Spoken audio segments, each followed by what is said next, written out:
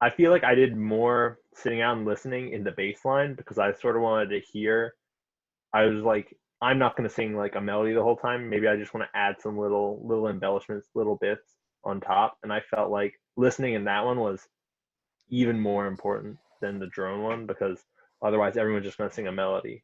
So I thought listening is super important and definitely the most important thing in both of those.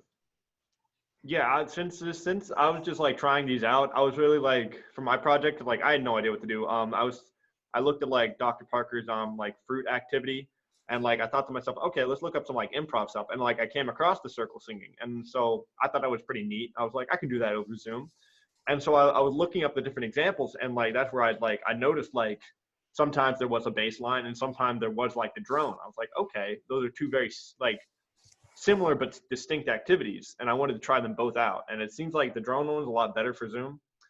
The baseline I can tell is like it seems more difficult because you have to like there's more of a chord progression with the baseline one that you have to figure out and match. While the drone is you guys making the chord progression, which I find very interesting. But like I think both of them have their merits, and I want to thank you guys for doing this little lesson with me, lesson experiment. Hopefully Dr. Parker likes it. Hi, Dr. Parker. Hi, Whitney. Hope you like Dr. this. Parker. Hi, Dr. Parker. Hi, Hi. Whitney. William, do the thing. Do the thing, William. What Do it. thing?